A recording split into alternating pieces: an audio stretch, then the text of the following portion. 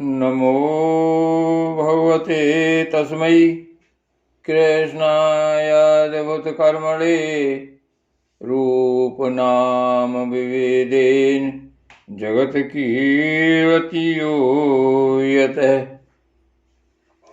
सच्चिदानन्दरूपाय विश्वोत्पत्त्यादिहेतवे तापत्रय विनाशाय श्रीकृष्णाय वयं नुमः। श्रीकृष्णाय वयं नुमः। श्रीमद्भागवत महापुराण द्वादश स्कंध अध्याय 13वां। विभिन्न पुराणों की श्लोक संख्या और श्रीमद्भागवत की महिमा। श्री सूत जी कहते हैं, ब्रह्मा, वरुण, इंद्र, रुद्र और मरुदगण दिव्य स्तुतियों के द्वारा जिनके गुण गान में संलग्न रहते हैं, साम संगीत के मर्मज्ञ ऋषि मुनि अंग पद क्रम एवं उपनिषदों के सहित वेदों द्वारा जिनका गान करते रहते हैं, योगी लोग ध्यान के द्वारा निश्चल एवं तल्लीन मन से जिनका भावमय दर्शन प्राप्त करते रहते हैं, किंतु यह सब करते रहने पर भी देवता, दैत्य, मनुष्य कोई भी जिनके वास्तविक स्वरूप को पूर्णतया न जान सका, उन स्वयं प्रकाश परमात्मा को नमस्कार है। जिस समय भगवान ने कच्छप रूप धारण किया था और उनकी पीठ पर बड़ा भारी मदराचल मथानी की तरह घूम रहा था, उस समय मदराचल की चट्टानों के नोक से खुजलाने के कारण भगवान को तनिक सुख मिला। वे सो गए और श्वास की गति तनिक बढ़ गई। उस समय उस श्वास वायु से जो समुद्र के जल को धक्का लगा था, उसका संस्कार आज भी उसमें शेष है। आज भी समुद्र उसी श्वास वायु के थपेड़ों के फल स्वरूप ज्वार भाटों के रूप में दिन रात चढ़ता उतरता रहता है। उसे अब तक विश्राम न मिला। भगवान की वही परम प्रभावशाली श्वास वायु आप लोगों की रक्षा करे। सोनक जी, अब पुराणों की अलग अलग श्लोक संख्या, उनका जोड़, श्रीमद्भागवत का प्रतिपाद्य विषय और उसका प्रयोजन भी सुनिए। इसके दान की पद्धति तथा दान और पाठ आदि की महिमा भी आप लोग श्रवण कीजिए। ब्रह्म पुराण में 10,000 श्लोक, पद्म पुराण में 55,000, श्री विष्णु पुराण में 23,000 और शिव पुराण की श्लोक संख्या 24,000 है। श्रीमद्भागवत में 18,000, नारद पुराण में 25,000, मार्कंडेय पुराण में 9,000 तथा अग्नि पुराण में 15,400 श्लोक हैं। भविष्य पुराण की श्लोक संख्या 14,500 है और ब्रह्मवैवर्त पुराण की 18,000 और लिंग पुराण में 11,000 श्लोक हैं। बराह पुराण में 24,000, स्कंद पुराण की श्लोक संख्या 81,100 है और वामन पुराण की 10,000। कूर्म पुराण 17,000 श्लोकों का और मत्स्य पुराण 14,000 श्लोकों का है। गर्भ पुराण में 19,000 श्लोक हैं और ब्रह्मांड पुराण में 12,000। इस प्रकार सब पुराणों की श्लोक संख्या कुल मिलाकर 4 लाख होती है। उनमें श्रीमद्भागवत, जैसा कि पहले कहा जा चुका है, 18,000 श्लोकों का है। सोनक जी, पहले भगवान विष्णु ने अपने नाभि कमल पर स्थित एवं संसार से भयभीत ब्रह्मा पर परम करुणा करके इस पुराण को प्रकाशित किया था। इसके आदि, मध्य और अंत में वैराग्य उत्पन्न करने वाली बहुत सी कथाएं हैं। इस महापुराण में जो भगवान श्री हरि की लीला कथाएं हैं, वे तो अमृत स्वरूप हैं ही। उनके सेवन से सत्पुरुष और देवताओं को बड़ा ही आनंद मिलता है। आप लोग जानते हैं कि समस्त उपनिषदों का सार है ब्रह्म और आत्मा का एकत्व रूप अद्वितीय सद वस्तु वही श्रीमद् भागवत का प्रतिपाद्य विषय है। इसके निर्माण का प्रयोजन है एकमात्र केवल मोक्ष। जो पुरुष भाद्रपद मास की पूर्णिमा के दिन श्रीमद् भागवत को सोने के सिंहासन पर रखकर उसका दान करता है उसे परम गति प्राप्त होती है।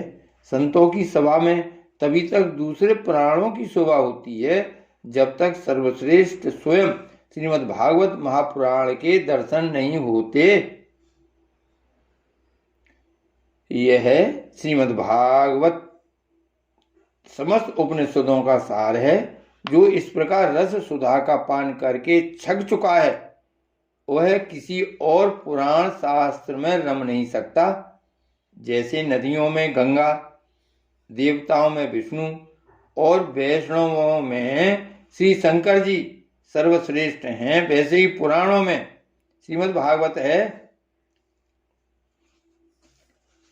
शौनकादिक ऋषियों जैसे संपूर्ण क्षेत्रों में काशी सर्वश्रेष्ठ है, वैसे ही पुराणों में श्रीमद् भागवत का स्थान सबसे ऊंचा है।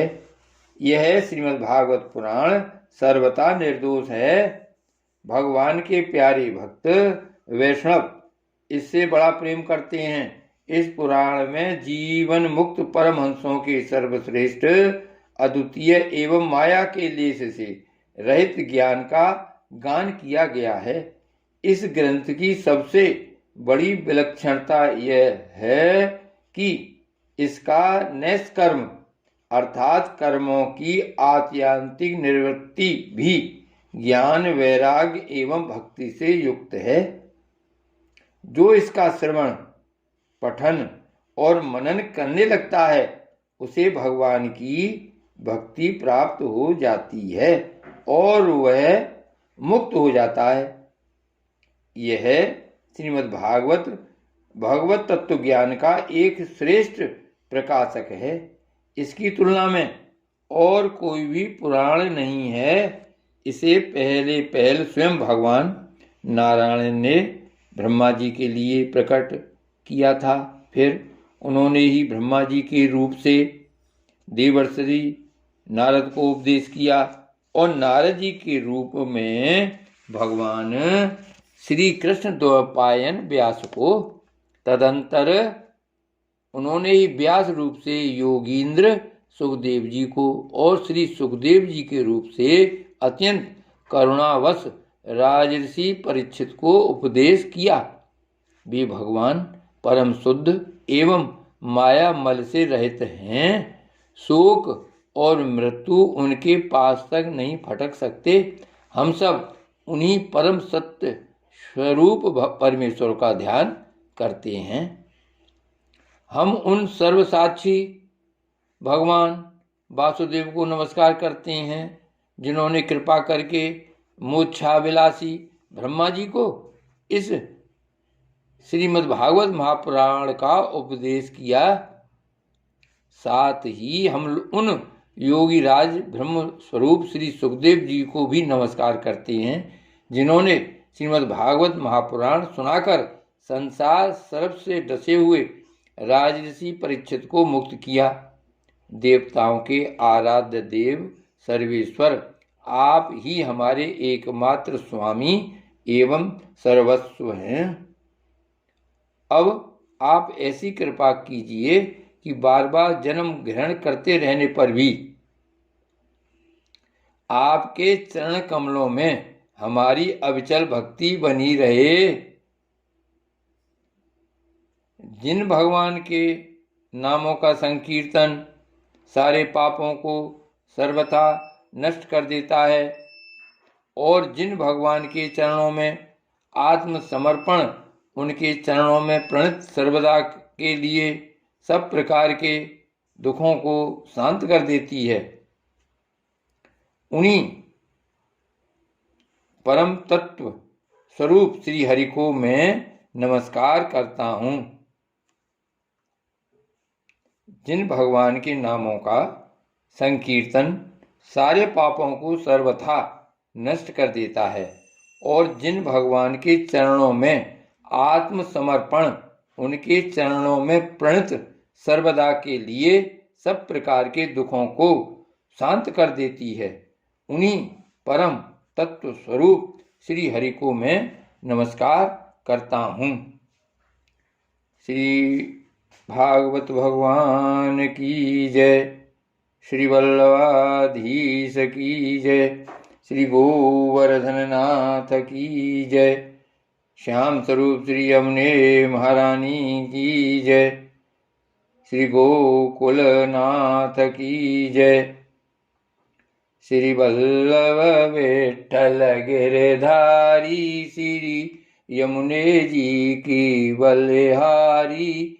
गोपी जन वल्लभ गिरधारी श्री महाप्रभु जी की बलिहारी। श्री वल्लभ विठ्ठल गिरधारी श्री यमुने जी की बलिहारी। गोपी जन वल्लभ गिरधारी श्री महाप्रभु जी की बलिहारी। श्री वल्लभ विठ्ठल गिरधारी श्री यमुने जी की बलिहारी।